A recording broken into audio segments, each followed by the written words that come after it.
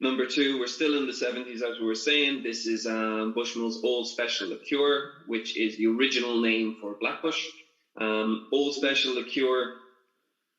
The word liqueur, don't get confused with liqueurs these days, which are a small bit of alcohol, a lot of sugar and fruit flavors.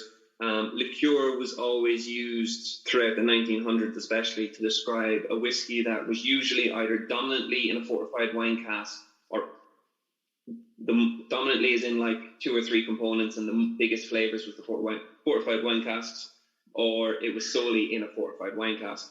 So the Old Special Liqueur supposedly was between 85% malt and 95% malt, and the grain was only there to lighten off the flavors and lengthen out the amount of whiskey.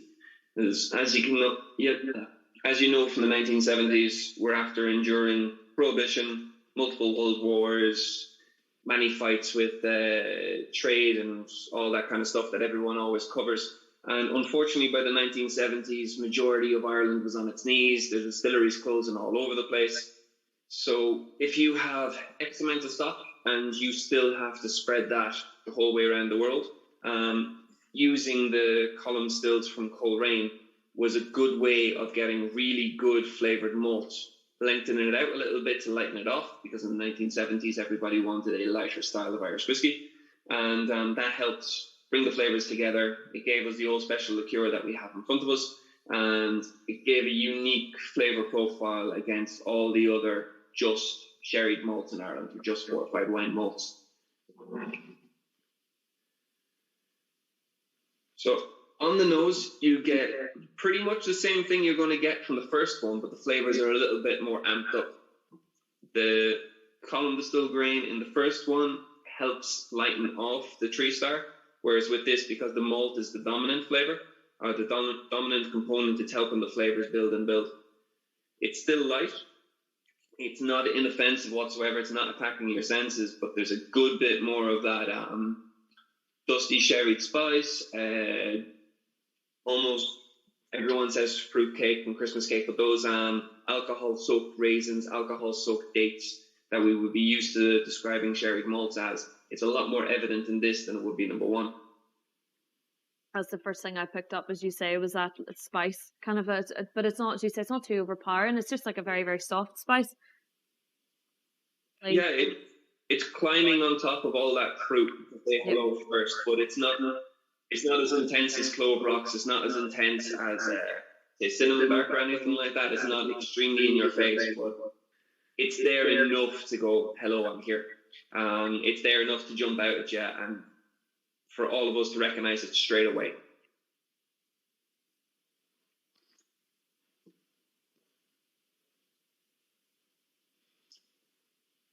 On the palate, there's a lot more weight to that. Again, it's a heavier flavour profile compared to the first one. There's a lot more flavour in it. Again, the bitterness slips down the middle of your tongue. That's a lot of the wood. The sweetness at the front is a lot bigger. That's your sherry. And then you're getting spice prickling up from the side. It's not really on the sides of your cheeks when it comes to the spice. It's more under your tongue. But it's a lot more evident in this Old Special Liqueur than it was in the 3-star. And that will come from the huge volume of malt that we have in this one. Anything jump into mind for yourself, Lauren? A lot of wood, actually, initially.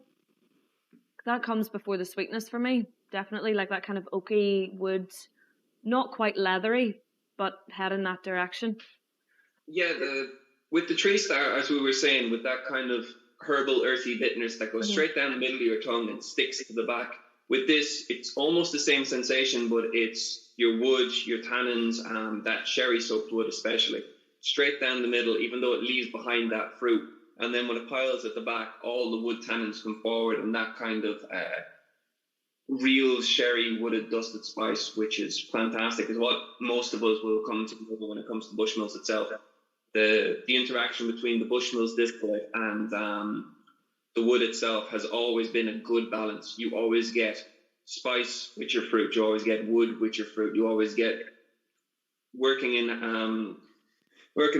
side by side one another. It's no matter which distillate we're going to try, or no matter which whiskey we're going to try, they always work side by side, and they always work very, very well. It's one of the things when it comes to independent bottlers, you can almost guarantee when you do smell and taste something, you can 9 times out of 10 pick it's Bushmills without them telling you it's Bushmills. They always work side by side very, very well, because you never get just sherry and then maybe an afterthought of fruit, or just fruit and an afterthought of whatever wood it is.